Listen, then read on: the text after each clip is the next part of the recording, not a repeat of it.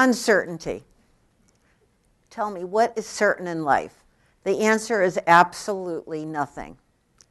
In fact, to quote American author Ursula Le Guin, the only thing that makes life possible is permanent, intolerable uncertainty, and that's not knowing what's coming next. Let that uncertainty motivate you. Allow it to drive you, not paralyze you, when it comes to taking any risks in your life and work. I took a risk back in 1985 when I was encouraged to enter the public sector as commissioner of the newly revamped Mayor's Office of Community Affairs, which is called MOCA, here in Springfield. It was the brainchild of US Congressman Richard Neal, who at the time was mayor of Springfield. It was a risk for the city. It was a risk that was good for the city, but in terms of developing civic pride, but ultimately not one for me personally. In 1989, the city's new mayor was faced with uncertain economic times and pulled MOCA's funding, which had provided for so many community-minded events. And in addition to the uncertainty of whether or not any of those events would live on, the question remained, who would organize the events? Because my job and a dozen others were eliminated along with the funding. And of course, if that wasn't enough, for the first time in my life, I was without a job, and my husband, John, lost his job the very same week. Now, after years of problem solving for others, I was faced with solving my own. But you can't put a price tag on morale. In times of great uncertainty, people need these feel-good events more than ever. So I saw an opportunity, and you can't let a little thing like a difficult economic climate hold you down and delay your plans, or you'll miss your chance. Despite the hard times and with the help and support of some friendships that I had established over the years, we set out to reinvent MOCA, which then eventually became the Spirit of Springfield. Let me tell you, it wasn't an easy task.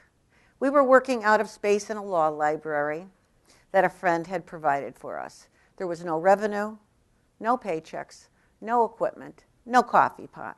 For at least 6 months, I went without a paycheck for 6 months. We were doing everything you would to start up a business from the ground up. Now, despite all the challenges and uncertainty of what the future held for us, there was one golden rule in my office, and that was to always remain positive and put on a happy face. You must exude confidence in everything you do, despite the fact that you may be absolutely trembling inside, like I am now. People don't want to do business with someone who doesn't have confidence in themselves and what they're doing. And your reputation, of course, is everything. One of the things we had going for us was that people knew if I told them something would happen, that indeed it would. What is my job at the Spirit of Springfield today? Well, if you listen to our Springfield Mayor, Dominic Sarno, he calls me the cheerleader for Springfield, minus the pom-toms and the short skirt. Thank goodness. And when people ask me about what we do at the Spirit of Springfield, they're usually a little shocked and perplexed when they hear the answer, which is each spring, with a lot of helpers, we serve up the world's largest pancake breakfast for some of my 15,000 friends. Then when summer comes around, the most spectacular fireworks display is shot off each 4th of July right in my own backyard. And when the holiday season arrives, we have a giant balloon parade, and the outside of my home is decorated with some 650,000 colored light bulbs that illuminate some 450 displays, from leaping reindeer to a waving Santa Claus and everything in between. Now, the home I speak about on the map is Springfield, Massachusetts. It's not my home, but it's my backyard. And we call it the City of First for many reasons. Basketball was invented here. So were the ice skates and the very first automobile, the Duryea. We're also the first Springfield out of 35 to be founded in the country, where we eventually established the first mobilized fire department and the first National Armory. Those are just a few of the firsts that have put Springfield on the map. Now, since December of 1989, with a mission to promote community activities and encourage civic pride, the private nonprofit Spirit of Springfield has successfully entertained some 10 million people, with 3 staff, I might say. More importantly, the goodwill generated among our citizens is priceless. In addition to the popular events I discussed, we created a standout event which has put Springfield on the map for its hosting of the largest holiday outdoor lighting display in all of the Northeast and the top in the whole United States of America. A little staff of 3 people. Thank you. Thank you. Since its creation 18 years ago, Bright Nights at Forest Park has been written about in the New York Times, the Boston Globe, People magazine, and even in Takara magazine from across the ocean in Japan. Bright Nights at Forest Park was our biggest and riskiest undertaking ever, and a lesson in how to overcome obstacles on the way to success. Our whole premise at the Spirit of Springfield is a mantra dedicated to creating excellence.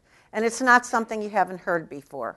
But to put it simply, when you set out to do something of significance, it must be done right the first time. You must remain faithful to your original mission and vision and not compromise in a way that will lessen what you have set out to achieve. And you can't let the naysayers ruin your plans and dissuade you from going forward.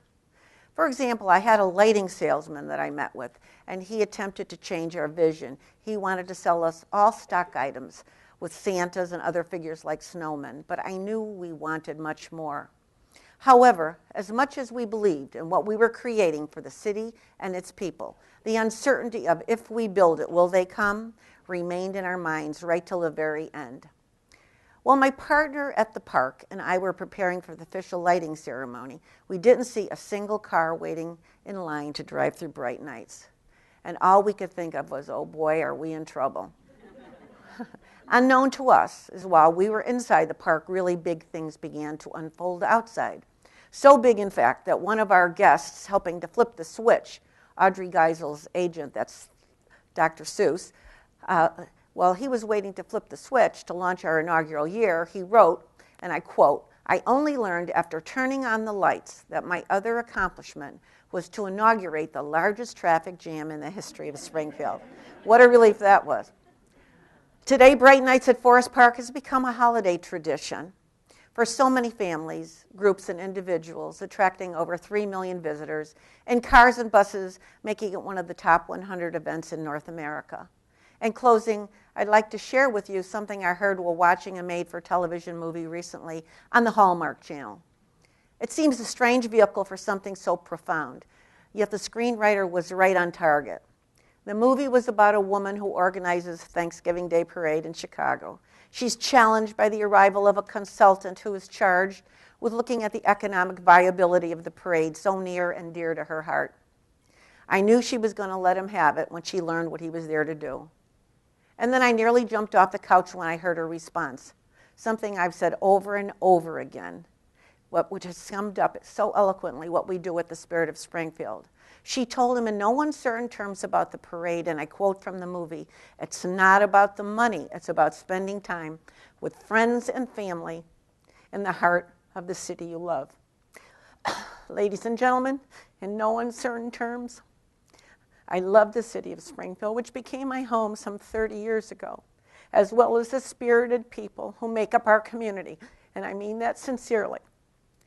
So it's what drives everything I do, and it's my hope that if you haven't already, you will find that passion that lies within yourself, whatever it may be, and allow it to guide the uncertainty in your life. Thank you.